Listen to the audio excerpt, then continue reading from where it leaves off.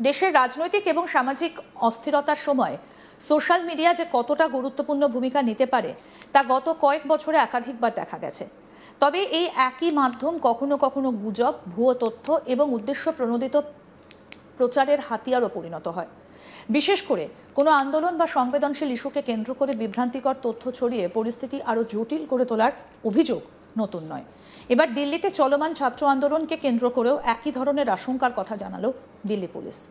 পুলিশের দাবি, আন্দোলন ঘিরে সোশ্যাল মিডিয়ায় পরিকল্পিতভাবে বিভ্রান্তিকর তথ্য ছড়ানো হচ্ছে এবং এর নেপথ্যে রয়েছে 400-রও বেশি পাকিস্তানি সোশ্যাল মিডিয়া হ্যান্ডেল। শুধু তাই নয়, এই অ্যাকাউন্টগুলোর বিরুদ্ধে আন্দোলনকে প্রভাবিত করার চেষ্টা এবং সাধারণ মানুষকে উস্কে দেওয়ার অভিযোগও তুলেছে পুলিশ। ঘটনার জেরে সংশ্লিষ্ট হ্যান্ডেলগুলোকে ব্লক করার প্রক্রিয়া ইতিমধ্যেই শুরু হয়েছে বলে জানিয়েছে প্রশাসন। সূত্র মারফত জানা যাচ্ছে, অপারেশন সিন্দুরের সময় যেভাবে পাক জিহাদিরা ভারতে হামলার ছক কষেছিল, ঠিক সেভাবেই নাকি এই ঘটনার মধ্যে দিয়ে জিহাদি কার্যকলাপ করার ছক কষেছিল। বৃহস্পতিবার সন্ধ্যায় একটা ভিডিও বার্তায় দিল্লি পুলিশের ডেপুটি কমিশনার সুমিত ঝা এই তথ্য প্রকাশ্যে আনেন। তার বক্তব্য, যন্তর মন্তরে চলমান ছাত্র আন্দোলনকে ঘিরে সোশ্যাল মিডিয়ায় সংগঠিতভাবে ভুয়ো তথ্য, গুজব এবং বিভ্রান্তিকর পোস্ট ছড়ানো হচ্ছে। তদন্ত এমন 400-রও বেশি পাকিস্তান ভিত্তিক সোশ্যাল মিডিয়া হ্যান্ডেলের সন্ধান মিলেছে, যেগুলো নিয়মিতভাবে এই ধরনের কন্টেন্ট ছড়িয়ে পরিস্থিতিকে প্রভাবিত করার চেষ্টা করছে। পুলিশের দাবি, এই অ্যাকাউন্টগুলোর বিরুদ্ধে প্রয়োজনীয় প্রযুক্তিগত এবং আইনি ব্যবস্থা নেওয়া শুরু হয়েছে। ডিসিপি সুমিত ঝা আরও দাবি করেন, এই হ্যান্ডেলগুলো নতুন করে সক্রিয় হয়নি, বরং অতীতেও বিভিন্ন গুরুত্বপূর্ণ জাতীয় ঘটনার সময় এগুলির কার্যকলাপ নজরে এসেছে।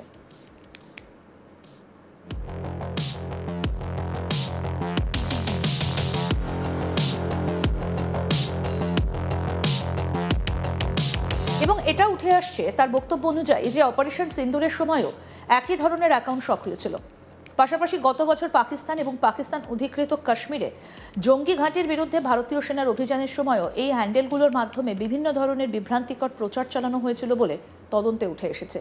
অর্থাৎ পুলিশের দাবি, এটা কোনো বিচ্ছিন্ন ঘটনা নয়, বরং দীর্ঘদিন ধরে নির্দিষ্ট কিছু বিদেশি সোশ্যাল মিডিয়া নেটওয়ার্ক ভারতের সংবেদনশীল পরিস্থিতিকে কাজে লাগিয়ে তথ্যযুদ্ধ চালানোর চেষ্টা করছে। পুলিশের বক্তব্য অনুযায়ী এই ধরনের অ্যাকাউন্টগুলোর মূল লক্ষ্য শুধুমাত্র ভুয়ো খবর ছড়ানো নয়, বরং সাধারণ মানুষের মধ্যে বিভ্রান্তি তৈরি করা, সামাজিক উত্তেজনা বাড়ানো এবং বিশেষ করে যুব সমাজকে প্রভাবিত করার চেষ্টা করা হচ্ছে। বর্তমান সময়ে অধিকাংশ তরুণ তরুণী বিভিন্ন সামাজিক মাধ্যমের ওপর নির্ভরশীল। ফলে কোনো তথ্য দ্রুত ভাইরাল হয়ে গেলে তা সত্য মিথ্যা যাচাই করার সুযোগ অনেক সময় থাকে না। এই পরিস্থিতিকেই কাজে লাগানোর চেষ্টা করা হচ্ছে বলে দাবি পুলিশের। ডিসিপি সুমিত ঝা সাধারণ মানুষের উদ্দেশ্যে স্পষ্ট বার্তা দিয়েছেন। তিনি বলেছেন, সোশ্যাল মিডিয়ায় পাওয়া কোনো তথ্য যাচাই না করে সেটা শেয়ার করা উচিত নয়। কোনো ছবি, ভিডিও বা পোস্ট ভাইরাল হলেই তা সত্যি বলে ধরে নেওয়া বিপজ্জনক হতে পারে। তিনি নাগরিকদের দায়িত্বশীল আচরণের ওপর জোর দিয়ে বলেন, গুজব ছড়ানো যেমন অপরাধ, তেমনি যাচাই না করে সেই গুজব ছড়িয়ে দেওয়াও পরিস্থিতিকে আরও জটিল করে তুলতে পারে। কি বলছেন ডিসিপি সুমিত ঝা, শুনুন। किया है कि सोशल मीडिया में कुछ मिस इन्फॉर्मेशन फैलाने की कोशिश की जा रही है। अभी तक 400 से ज्यादा Pakistani social media handles identify किए जा चुके हैं, जो इस सिचुएशन का फायदा उठाते हुए फेक कंटेंट और र्यूमर स्प्रेड कर रहे हैं। उनको ब्लॉक कराया जा रहा है। ये वही सोशल मीडिया हैंडल्स हैं जो ऑपरेशन सिंदूर के दौरान भी एक्टिव थे। उनका सिर्फ एक ही मकसद है, लोगों को भड़काना और स्पेशली स्टूडेंट्स का ध्यान भटकाना। मेरी आपसे अपील है कि बच्चों की सेफ्टी के लिए किसी भी फेक पोस्ट, एडिटेड वीडियोस या एनोनिमस हैंडल से किया हुआ कोई भी पोस्ट के भड़कावे में ना आए। किसी भी पोस्ट को शेयर करने से पहले फैक्ट चेक करो, र्यूमर्स को स्प्रेड मत करो और किसी भी एंटी सोशल एलिमेंट्स को अपने इमोशंस का कंट्रोल मत लेने दो। याद रखो कि पीसफुल प्रोटेस्ट करना आपका अधिकार है और दिल्ली पुलिस इस अधिकार का रिस्पेक्ट करती है। অন্যদিকে ছাত্র আন্দোলনও ক্রমশ তীব্র আকার ধারণ করছে। কেন্দ্রীয় শিক্ষামন্ত্রী ধর্মেন্দ্র প্রধানের পদত্যাগের দাবিতে বৃহস্পতিবারও হাজার হাজার ছাত্র যুব যন্তর মন্তর এবং সংলগ্ন এলাকায় বিক্ষোভে সামিল হন। আন্দোলনকারীদের অভিযোগ, বিভিন্ন পরীক্ষা সংক্রান্ত অনিয়ম এবং প্রশ্নপত্র ফাঁসের ঘটনায় কেন্দ্রীয় সরকারের জবাবদিহি প্রয়োজন। সেই দাবিতেই দীর্ঘদিন ধরে আন্দোলন চলছে। বৃহস্পতিবারও রাজধানীর গুরুত্বপূর্ণ অংশে বিক্ষোভ অব্যাহত থাকায় প্রশাসনকে অতিরিক্ত নিরাপত্তা ব্যবস্থা গ্রহণ করতে হয়।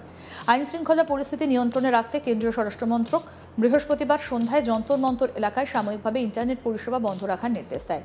প্রশাসনের যুক্তি, সোশ্যাল মিডিয়ার মাধ্যমে যদি গুজব বা উস্কানিমূলক বার্তা দ্রুত ছড়িয়ে পড়ে তাহলে পরিস্থিতি আরও অস্থির হয়ে উঠতে পারে। সেই আশঙ্কা থেকেই এই পদক্ষেপ নেওয়া হয়েছে বলে মনে করা হচ্ছে। যদিও ইন্টারনেট পরিষেবা বন্ধ রাখার সিদ্ধান্ত নিয়ে বিভিন্ন মহলে আলোচনা শুরু হয়েছে। একাংশের মতে নিরাপত্তার স্বার্থে এই সিদ্ধান্ত প্রয়োজনীয় হতে পারে, আবার অন্য অংশের মতে ইন্টারনেট পরিষেবা বন্ধ করলে সাধারণ মানুষেরও সমস্যার সৃষ্টি হয় এবং তথ্য প্রবাহ বাধাগ্রস্ত হয়। শুক্রবারও রাজধানীর পরিস্থিতি উত্তপ্ত রয়েছে। নিরাপত্তার স্বার্থে মোট 17টা মেট্রো স্টেশন বন্ধ রাখা হয়েছে। বহু জায়গায় অতিরিক্ত পুলিশ মোতায়েন করা হয়েছে। বিভিন্ন এলাকায় ব্যারিকেড বসিয়ে যান চলাচলেও নিয়ন্ত্রণ আরোপ করা হয়েছে। প্রশাসনের লক্ষ্য কোনোভাবেই যাতে আন্দোলনের সুযোগ নিয়ে অশান্তি ছড়িয়ে না পড়ে। এদিকে শুধুমাত্র রাজপথেই নয়, সংসদের ভেতরেও এই ইস্যু নিয়ে উত্তেজনা তুঙ্গে। নিট প্রশ্নপত্র ফাঁসকে কেন্দ্র করে বিরোধীদের প্রতিবাদ অব্যাহত রয়েছে। সংসদের ভেতরে এবং বাইরে একাধিকবার বিক্ষোভ হয়েছে। বিরোধী দলগুলো সরকারের ভূমিকা নিয়ে প্রশ্ন তুলেছে এবং ঘটনার পূর্ণাঙ্গ তদন্তের দাবি জানিয়েছে। লাগাতার অচলাবস্থার জেরে লোকসভার কার্যক্রম সোমবার পর্যন্ত মুলতবি রাখা হয়েছে।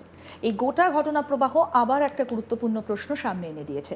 ডিজিটাল যুগে তথ্য কতটা শক্তিশালী অস্ত্র হয়ে উঠেছে। আজকের দিনে যুদ্ধ শুধুমাত্র সীমান্তে সীমাবদ্ধ নয়, তথ্যের আদান প্রদান, জনমত গঠন এবং সোশ্যাল মিডিয়ায় প্রভাব বিস্তারের লড়াইও সমান গুরুত্বপূর্ণ হয়ে উঠেছে। কোনো আন্দোলন বা জাতীয় ইস্যুকে কেন্দ্র করে যদি সংগঠিতভাবে ভুয়ো তথ্য ছড়ানো হয়, তাহলে তার প্রভাব শুধু অনলাইন জগতেই সীমাবদ্ধ থাকে না, বাস্তব পরিস্থিতির ওপরও তার প্রভাব পড়তে পারে।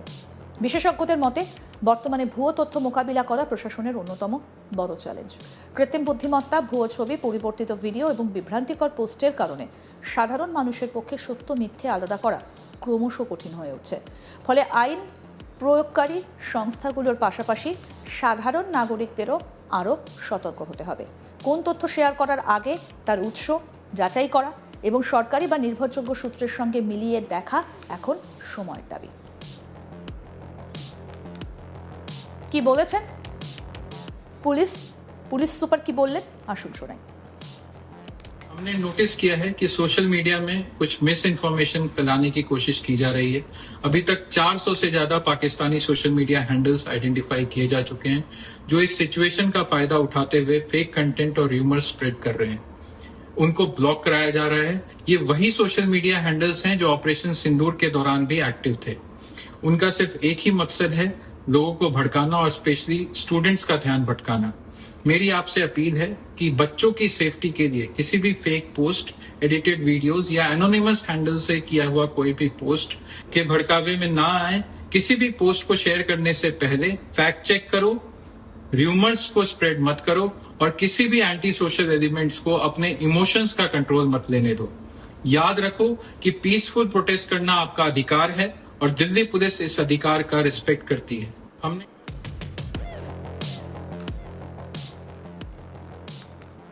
আরও আপডেট পেতে দেখতে থাকুন আজ তাক বাংলা, সাবস্ক্রাইব করুন।